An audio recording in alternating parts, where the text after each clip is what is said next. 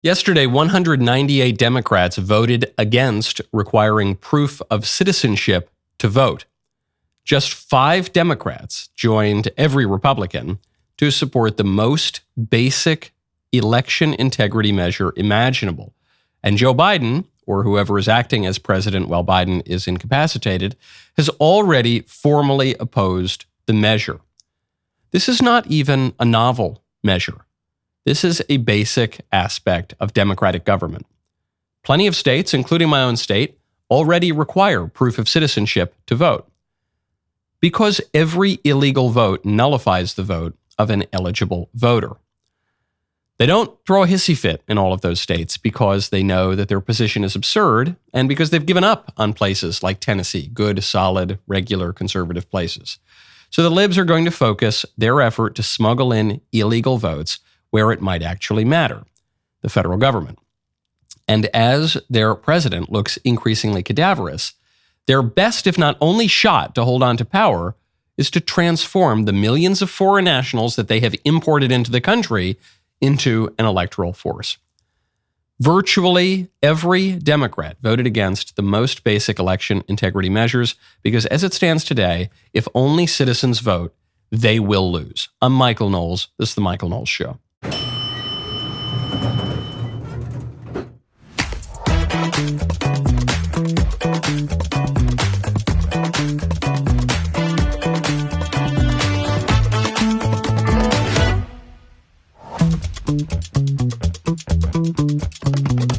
Weeks ago, George Clooney headlined the biggest fundraiser in the history of the Democrat Party.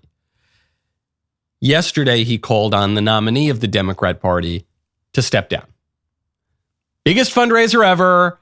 We're all in for Joe. Now that guy is calling on Biden to step down. As Joe Manchin said, we'll see what happens this weekend. This is going to be the crucial weekend to figure out if Biden is going to be able to hold his spot at the top of the Democrat ticket. Now, I, for one, am going to be celebrating. I'm going to be relaxed. I'm going to be happy as the Democratic Party is in disarray. I'm going to light up a delicious Sicilian summer candle in my home. It's back in stock, baby. You can be very happy about that. You can go get yours at thecandleclub.com. You got to put the in there, and you can get the Sicilian summer seasonal candle. You can also get, the Wise Man, Old Soul, Crème de la Crème, PSL, the Mayflower line of candles, super premium candles in nice colored glass of color holders. Just absolutely terrific stuff. Go check it out. Check out your finances. Figure out how many of these candles you can get. When you're concerned about your finances, you got to check out American Financing. Go to AmericanFinancing.net. You work hard to support yourself and your family, but it may seem as though you are taking a step back every month instead of moving forward. When the bills are higher than what you bring in every month, you have to swipe that credit card to cover the difference. But if you own a home, our friends at American Financing can help you break free from that cycle. American Financing is saving people just like you an average of $854 a month.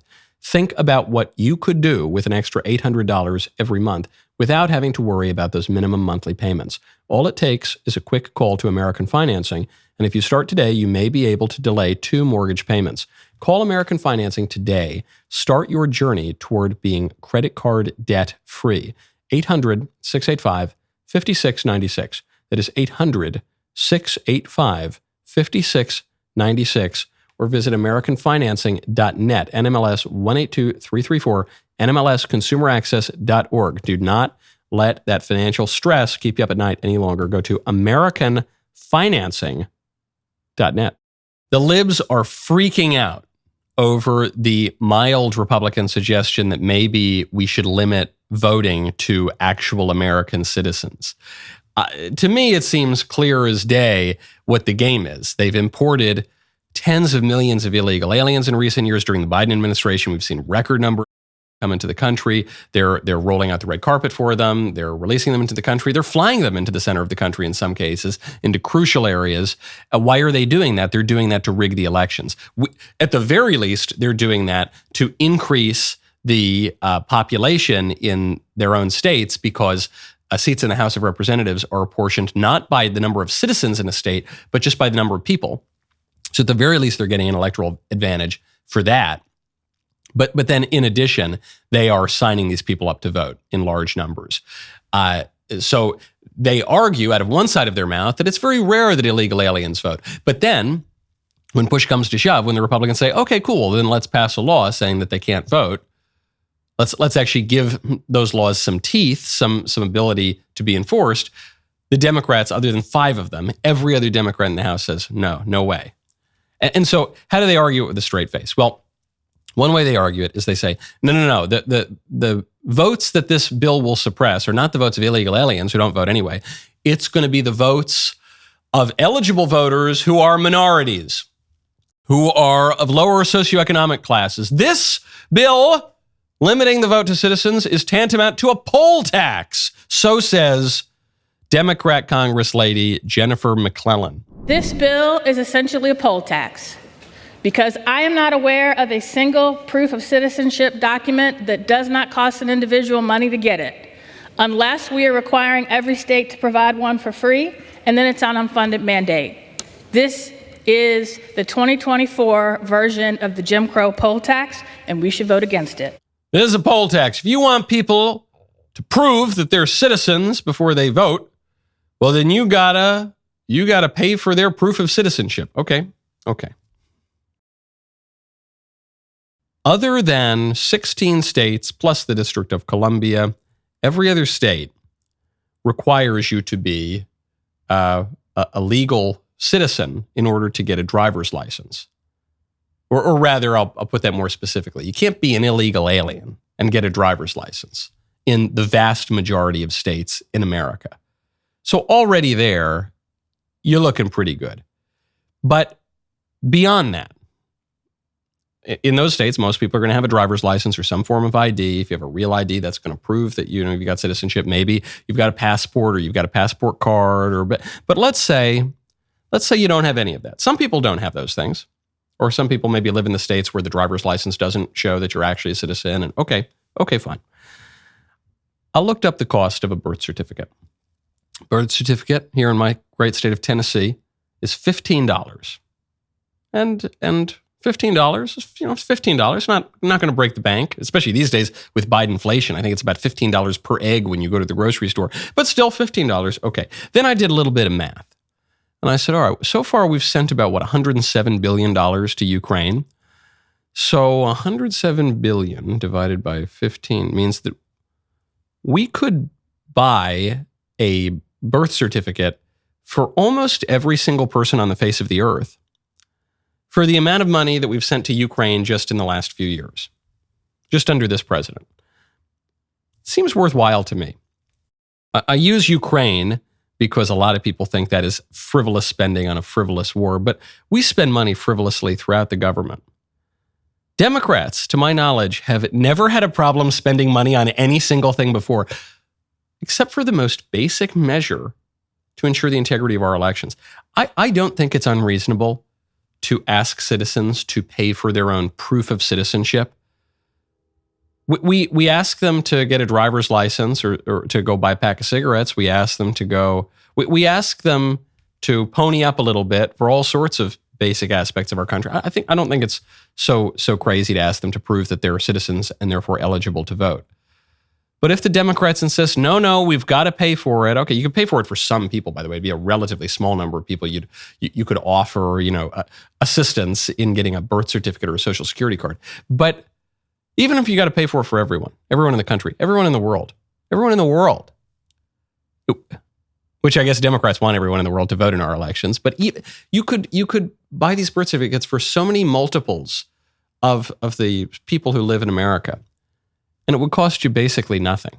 This isn't about the cost. This isn't about the onus of going and getting a birth certificate or a real ID or any of that. This is about Democrats taking the last little trick available to them. They haven't so far succeeded in imprisoning Trump. They haven't so far succeeded in rigging the election as it was rigged in 2020. They haven't so far succeeded in persuading the voters, of course not. So, okay, well, we do have these tens of millions of illegal aliens that we've been importing over the years. We got motor voter laws that sign up people automatically to vote, even if they're not eligible to vote. We have these laws where when certain states say only citizens can vote, we have provisions that allow them to receive a federal ballot anyway, even if they acknowledge they can't vote in state elections. Let's just get the vote. Let's just get them to vote. The best shot they've got. Now, most Democrats are smart enough to straight face this and say, no, we don't want illegals to vote. This is about the fairness for the poor, aggrieved minorities. Some Democrats say the quiet part out loud. Democrat Representative Summer Lee came out and said in pretty clear language, no, she wants non-citizens to vote. It is under attack right now, right here with this very bill. Republicans want to throw up barriers because when people vote, they lose. Let me be clear. They don't want you to vote. They don't want to hear black voices, brown voices, LGBTQIA voices, young voices. Our fundamental access to our democracy is being politicized. And this xenophobic attack that we're debating today will make it harder for Americans to vote. My Republican colleagues will claim that requiring IDs is a small ask, but nearly 30 million people lack a valid driver's license, and about 15 to 18 million adults don't have access to documents proving their birth or citizenship. Americans don't need more obstacles. It's already hard enough. Okay, so you hear her argument is, look, the Republican voters are responsible, and they do have proof of their citizenship, and they keep their affairs in order. Our voters are extremely irresponsible, and even if we tell them that they won't get to vote if they can't prove, that they have the basic eligibility, they won't do it because they're irresponsible and not civic-minded. And so she's admitting that implicitly. But she says, doesn't matter, we want them to vote anyway, so that's terrible. This will silence brown voices, black voices, LGBT voices. Okay, well, all those people could be American citizens. So where in there does she say that she wants non-citizens to vote? One word: xenophobic. She said this xenophobic measure, and that gave away the whole game. That was the unwitting admission of what this is about. Xenophobic means an irrational fear of foreigners. Xeno, from the Greek xenos. She's saying the measure is xenophobic. It's fearful of foreigners. It's opposed to foreigners. And it is opposed to, it's not irrational. It's a very rational fear that foreigners are voting in our election and influencing our election unduly and violating our basic laws.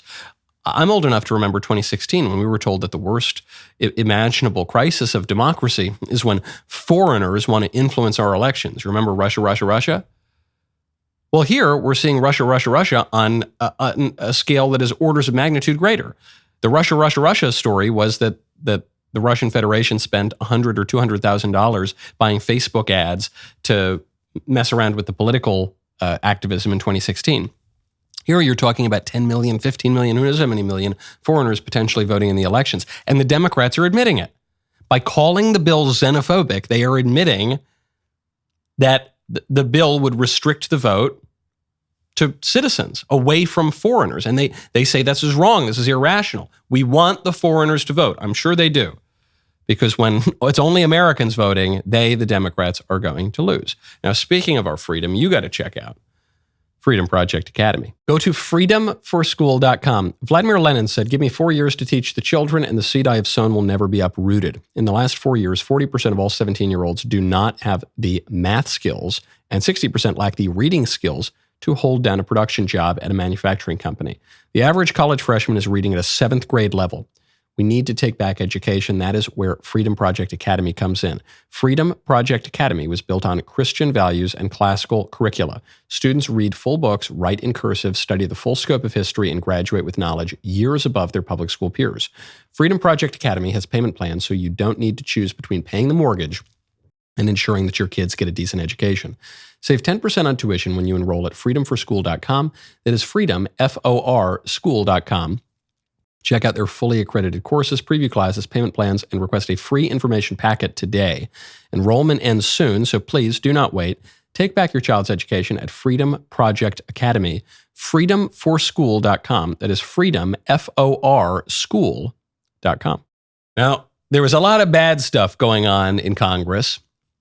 The libs trying to destroy our electoral system. But then there was some good stuff going on yesterday, too. House Judiciary Committee, Jim Jordan, held a hearing with GARM. GARM, the World Federation of Advertisers. What are these names? You might remember GARM because I started to blow the whistle on this thing about a year ago. The Global Alliance for Responsible Media. It's a Lib project. It's affiliated with the World Economic Forum, brings together the biggest advertisers in the world and gives them guidelines on who they can work with, which media outlets in particular that they can support, and it's a way to silence conservatives. There was a report that just came out. I mentioned it yesterday on the show. The House Judiciary Committee showed that these organizations, GARM and its various affiliates, NewsGuard, and all these other left-wing groups, are intentionally diverting a lot of advertising dollars to left-wing news outlets, and they're cutting advertising dollars off. They're cutting reach off. They're encouraging social media companies to reduce the reach of right-wing media outlets. So you had wonderful performances from the Republican congressman yesterday. On the docket, you had a Unilever, major corporation, and Group M. Group M is the world's largest media buying agency. And so some Republican congressmen, they asked a really simple question. Where are the advertising dollars going? Mr. Patel, Unilever ever advertised on the Daily Wire? Have you guys ever advertised there?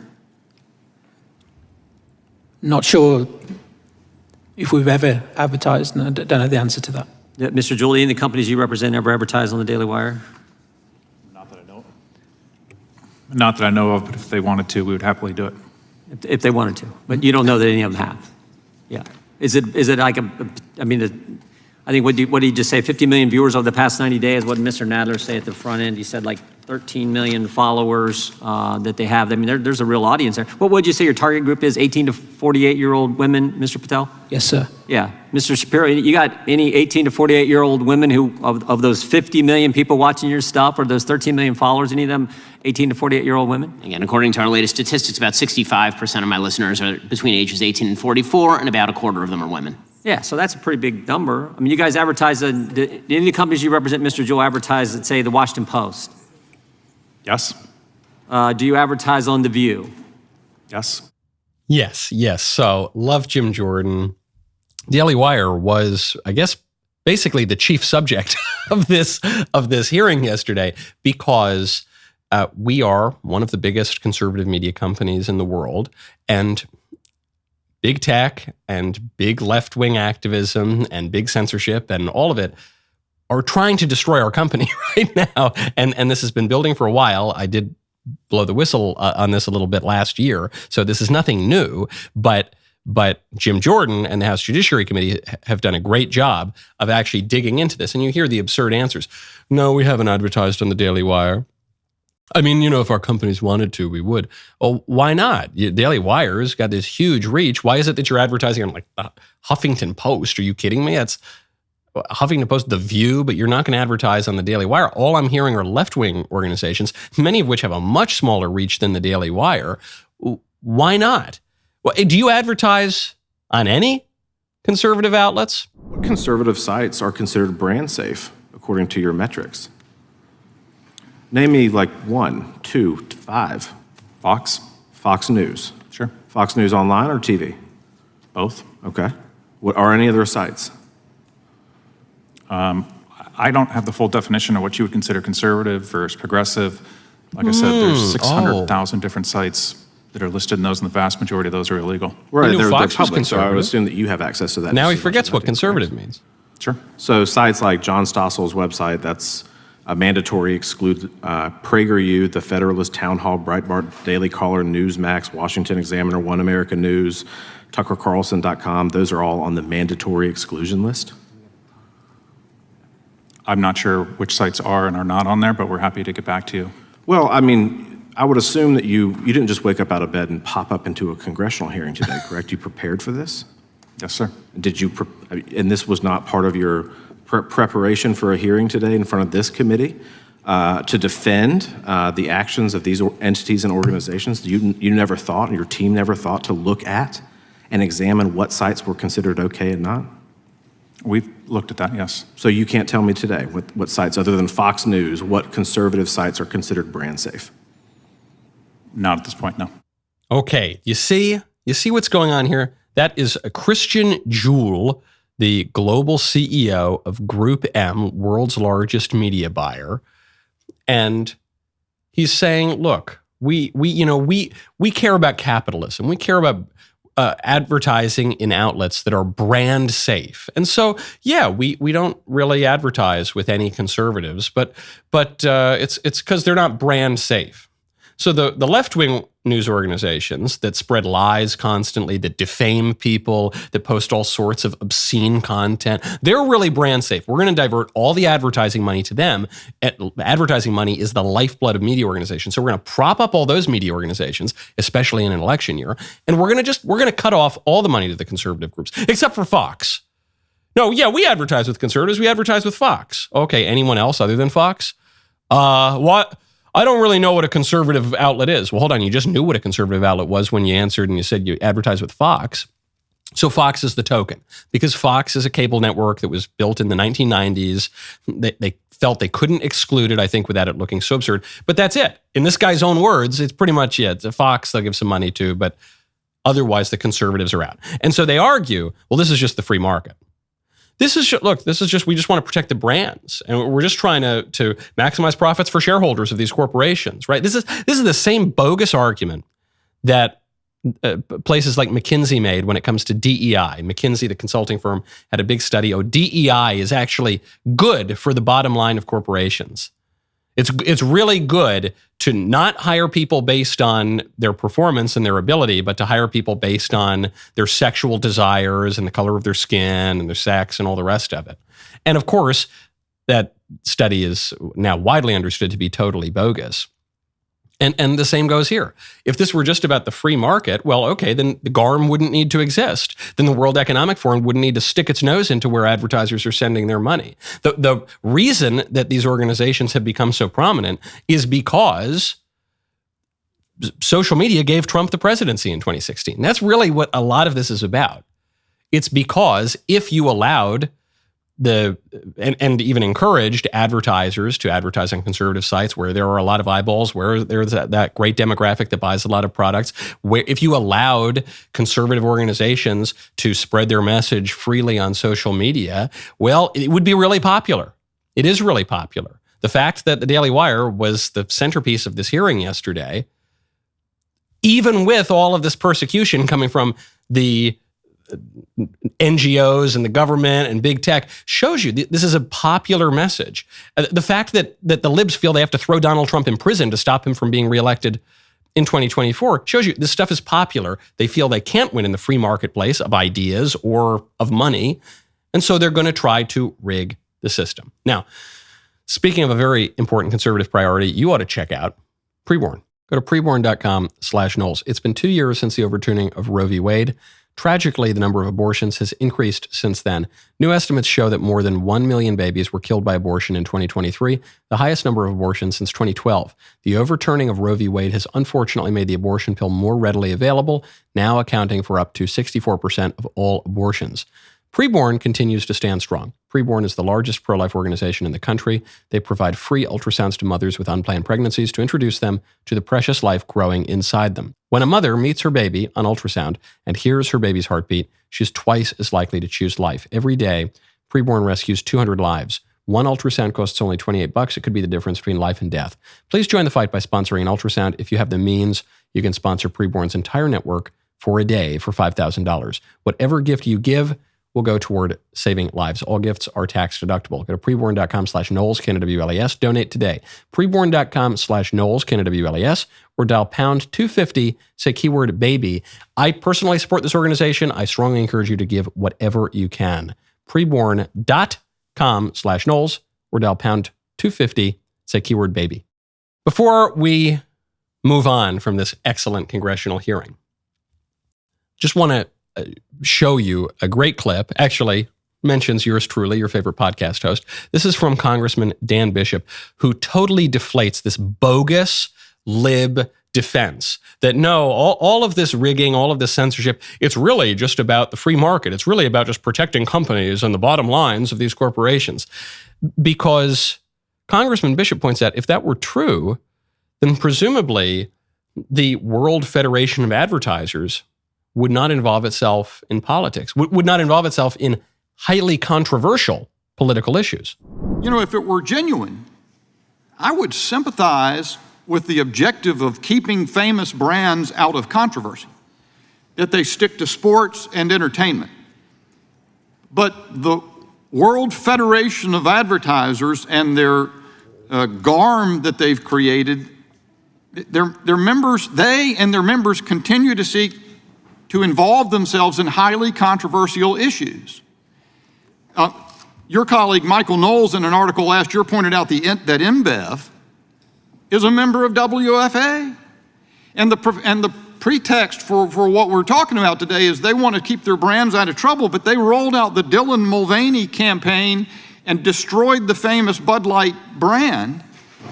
But they would tell us that the purpose of this organization, all these global conglomerates are members of, is to keep their brands out of trouble. Disney's a member of the WFA, according to Mr. Knowles' article. Exactly. This is exactly right. This is how you show their whole defense is BS. They say, no, look, those conservatives, they get involved in controversial political issues. We don't want to be involved in those controversial issues. But you do. You do. Obviously, Transheiser-Busch wants to be involved in controversial issues.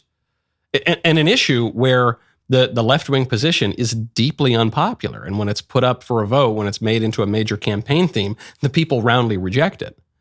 They come out in defense of the absurd notion that a man can become a woman, an ideology that tells us that we ought to sterilize children, mutilate little children. Are you insane? But no, please, tell me more about how the corporations don't want to involve themselves in controversial political issues like, we should secure the border and have sound economic policy. You know, all the crazy stuff that the right-wing media outlets talk about. Total BS. Not only are these companies getting involved in politics, they're getting involved in extremely controversial politics. They just want to choke off the ability of conservatives to communicate and to hear pertinent information. Now, the highlight of the entire hearing, and then we'll move on to the new Republican National Platform, which is highly controversial among Republicans, and we'll get into that in just a moment. First, though, Ben was there, as you might have seen, and Ben was testifying alongside all these lib hacks. And then some lib hacks in Congress wanted to take on Ben. So Eric Swalwell of Fang fame decided he wasn't going to ask Ben really anything about GARM or advertising from the DailyWire. He was going to talk about Project 2025. And the country has, in the last couple of weeks, talked a lot about and Googled Project 2025. It's one of the most Googled search terms right now. And you're not going to get any censorship from me. So I just wanted to know, from your perspective, I think it would help us understand on just like a scale of 0 to 100%, how much do you support Project 2025? I think like President Trump, I haven't looked all that deeply at Project 2025, but it seems that Democrats on this committee, sort of like Peter Pan and Tinkerbell, if they say Project 2025 enough, their presidential candidate becomes alive again. And so Swalwell goes on. He takes the licks. Poor Swalwell just got absolutely destroyed by Ben Shapiro destroys Fang's boyfriend with facts and logic and snark. He goes on to ask Ben about mass deportation, about the abortion pill, about the definition of marriage, about Ben's sexual desires, his own sexual desires. And I'm not even going to waste our time on these questions because what matters here is what Swalwell was not talking about. This was a hearing on how the libs are trying to choke out conservative media outlets, how the libs are trying to censor conservatives, how libs are weaponizing corporate America and international corporations even to bleed out the conservative organizations and suppress their reach, and how big tech is complicit in that, and how that's what this hearing was about. And Swalwell didn't want to talk about it for 1 second. These libs didn't want to talk about it for 1 second because they know we have got them dead to rights on this. They have no defense of it whatsoever. It is obscene. And so they're going to distract any way they can. No, can we talk about abortion more, please? No. What do you think about Project 2025? It's the new January 6th. Project 2025 is officially the new January 6th. And Ben says, I don't know. I don't really know much about it. It's at the Heritage Foundation. I don't know. Well, yeah, sure. But did you know that just the other day, the Biden campaign, they love posting the highlights of my show. The Biden campaign said, Trump operative explains how Project 2025 is going to turn Trump into a dictator. And I looked at my clip, which was really an excellent clip. Nice, they pull out good stuff from my show. But then I read the caption, and I thought, well, I'm not a political operative. I'm a podcast host and author and lecturer. I don't work for Donald Trump. I support the guy, but I don't work for him. I didn't say that about Project 2025, and if I had, that wouldn't be an accurate description of Project 2025. But other than that, spot on. Good job, Biden campaign. Maybe the Biden campaign has dementia too. I know the man does. Maybe the campaign does too. They're really hyper-focused on this. Why? Because they got nothing on Trump. Because they got nothing on the DailyWire. Because they got nothing. So they have to distract with all of this. And this leads us into the RNC. RNC is next week. Very excited. It's going to be a big convention, especially because we don't really know who the Democrat nominee is. Every day it seems that Joe Biden's grip on the party is slipping and slipping. Trump got in trouble among some Republicans because he appears to have altered the party platform. And this will be fought over, including through next week in Milwaukee. But it would appear that the Republican National Committee has removed language about desiring a national ban on abortion and has removed language about marriage obviously being the union of a man and a woman, not, three dudes and a billy goat or whatever the libs want it to be now. It's just a natural institution. So the RNC has removed this kind of language, and some people are really up in arms about this. And you know me, okay? I'm the D-O-double-G. No, I'm not. I'm Michael Knowles, and I'm extremely pro-life, totally pro-life. I totally defend marriage as it actually is. I don't think we can just change the definition of marriage. I don't think men and women are indiscernible and immutable. And I think, sex is real and permanent, and marriage is a union between a man and a woman for the purpose of the procreation and education of children, and also for the mutual support of the spouses. And so I have as rock-ribbed and consistent a view on these issues as anybody. And yet, I'm not huffing and puffing and screaming at Trump about this. Why? Because I think some of the consternation over the party platform change comes from a misunderstanding of what a party platform is. A party platform exists to help candidates get elected. That's what the party platform is for. The candidates are not there for the party platform. The party platform is there to help the candidates. Trump is looking pretty good. If you look at really any of the polls right now, he's destroying Biden with facts and logic and votes. The areas where the Democrats really want to focus in are areas like abortion or the LGBT, LMNOP, gay marriage or something. That's where they're honing in. Ben Shapiro goes to Capitol Hill to testify about how the libs are trying to destroy the Daily Wire. The Democrat congressmen only want to talk about the abortion pill and these highly controversial issues. So it seems politically prudent, if you're Trump, to distance yourself from Project 2025. I think Project 2025 is great. What I know of it, the people who are involved, the people leading it, the purpose of it, which is to bring great personnel into the next administration, whoever's administration that is, to recognize that personnel is policy. And I think it's absolutely terrific. And I also think it's probably wise of President Trump to rightly say that he's not directly involved in this and he doesn't really know much about it. I want to see abortion totally eradicated from public life entirely, worldwide. It's just not defensible to murder innocent little babies. it's child sacrifice and it's Moloch worship, and it's as wicked and evil a thing as imaginable, and it is the worst kind of persecution against the most innocent people in the world, and it's just a complete denial of the fundamental right from which all the other rights come. So I certainly think that. Also, I recognize that in a post-Dobbs world, advocating for life is going to look a little bit different. In a world where Roe v. Wade is the law of the land and no one thinks it's really going to change, a party platform might help candidates by looking a certain way and calling for a national abortion ban. After the Supreme Court says the issue goes back to the states, conservatives have been calling for it to go to the states. It's not going to be decided at the federal level. The 2 or 3 years after that controversial decision comes down, it's going to look a little different. Same with marriage. I don't think you can change the definition of marriage. I think gay marriage is a complete joke. It's absurd, and it's harmful to society in as much as it's absurd. And when you try, and it cuts at the fundamental political unit, which is the family.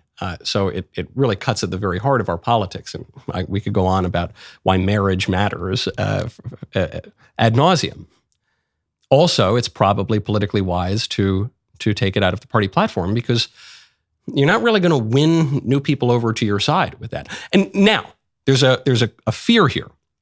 The fear is, well, what if Donald Trump gets elected and then starts pushing abortion? What if it's not just that he wants to downplay the abortion issue in the election, but what if he's really pro-abortion or something like that?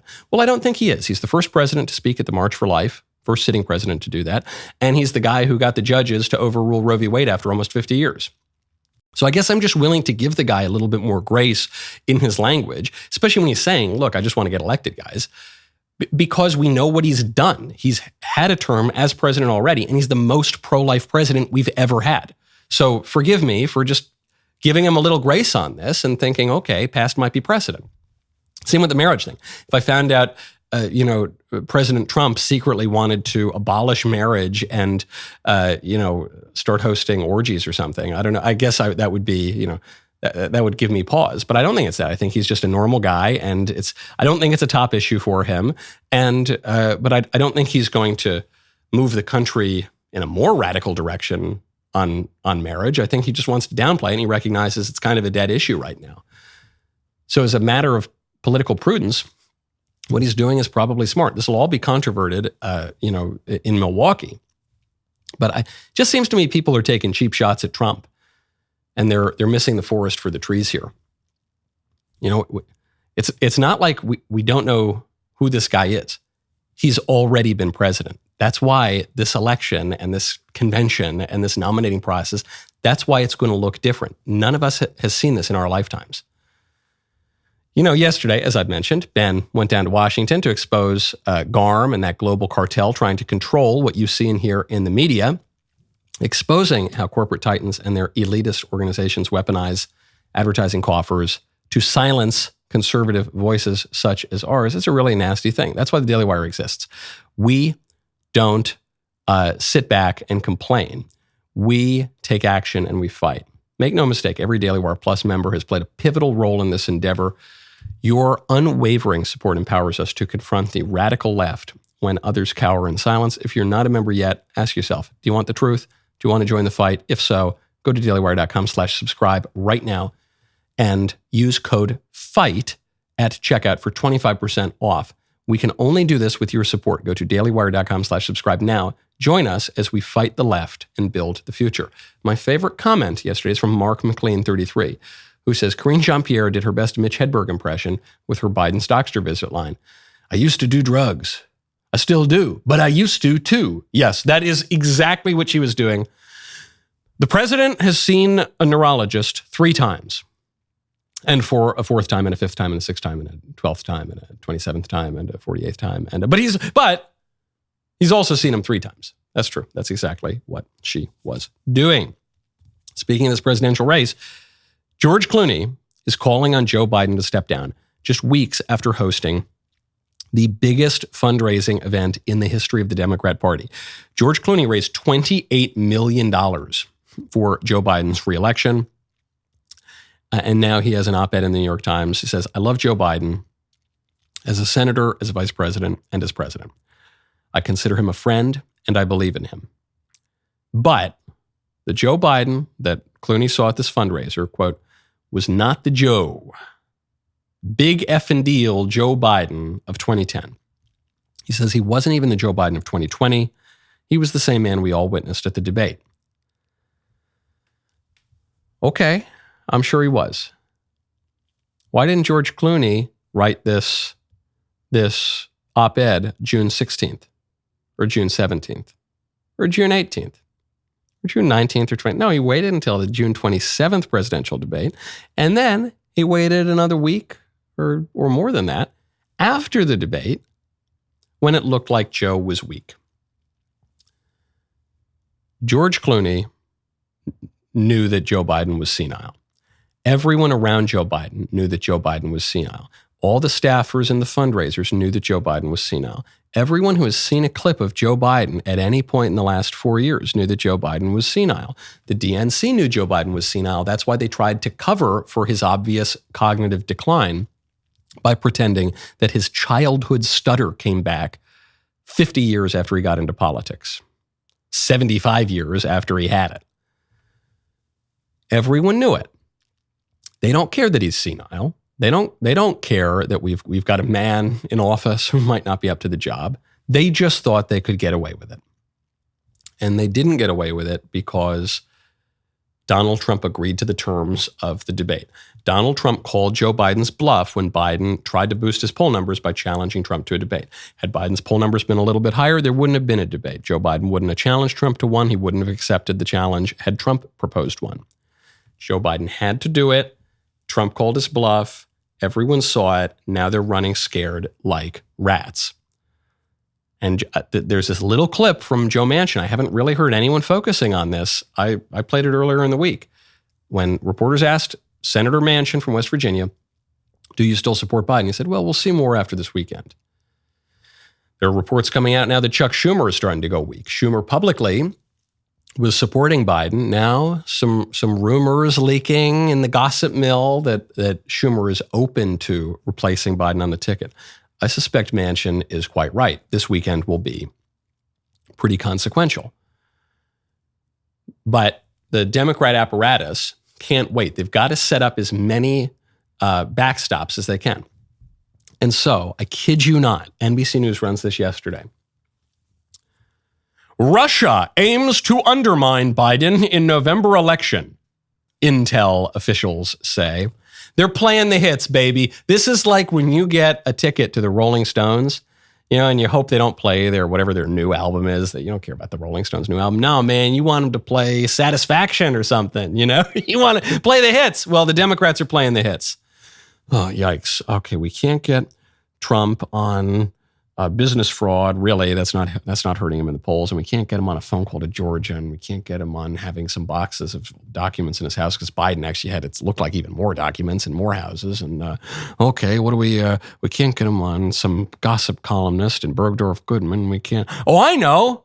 He colluded with Russia. And what's our proof? The intel agencies, which we now know for a fact lied about that in 2016 because the Russia hoax was cooked up between crooks at the intel agencies and the Democrat Party in the Hillary Clinton campaign.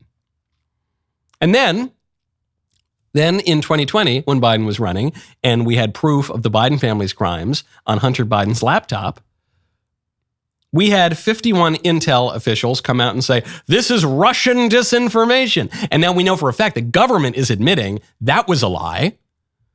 But what else are they going to do? They can get illegal aliens to vote, and they can say, the intel agencies, the spooks in the government can say, actually, no, it's Russia again.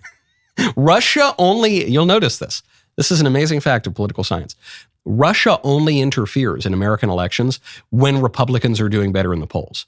When Democrats are doing better in the polls, the Russians, they're good. They're focused. They're making their borscht. They're having their shots of vodka and stacking the little dolls. They don't care about American elections. But when Republicans start doing well, that's when they're interfering. Ask yourself this question. You're Joe Biden. Who do you want to be president? Oh, you're Joe Biden. You're Vladimir Putin. Wow, my brain just didn't function. I think I was Joe Biden in that circumstance. You're Vladimir Putin. Who do you want to be president? Trump or Biden?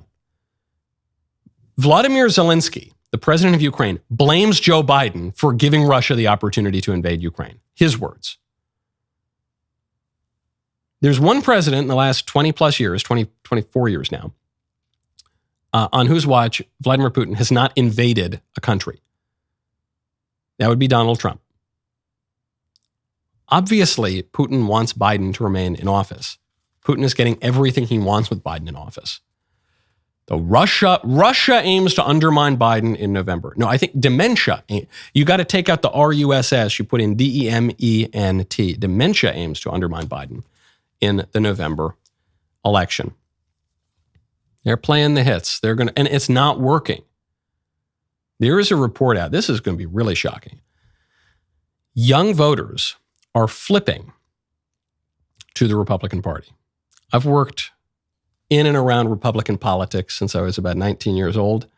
I know for a long time, it said the young voters, the youths are just about to flip to the right. It's any day now, and then it never happens. Pew's National Public Opinion Reference Survey shows it might be happening. The NPORS found that the Republicans are ahead on leaned party ID among 18 to 29-year-olds. Biden was up 20 among this group in 2020. Now it's flipped. Leaned party ID, even among young voters, goes to Republicans. This is the first time that NPORS has ever given the GOP this party edge. Very significant, also because this isn't just some random push poll. This is Pew Research. This is a very reputable polling firm. This was published 2 days ago. Now, I have so much more to say. I want to talk about flipping. Letitia Wright, who is a producer on this movie Sound of Hope that we're promoting. Letitia Wright was in that absolutely unwatchable movie Black Panther. Letitia Wright is now attacking her own movie because we're helping to promote it. We'll get a little bit more into the story tomorrow, perhaps. It just shows you the left would rather harm us than help themselves. The movie is about helping foster kids in the foster care system. So the left would rather harm conservatives, would rather disassociate from conservatives than help foster kids. But even take the subject of the movie out of it. The libs hate us more than they like themselves. They would rather burn the country to the ground, literally, if you look at the 2020 summer and election cycle, they would rather burn the country to the ground than see us flourish in it and, heaven forfend, govern it. You know, it's Theology Thursday, baby. The rest of the show continues now. You don't want to miss it. Become a member. Use code Knowles, KNWLES at checkout for 2 months free on all annual plans.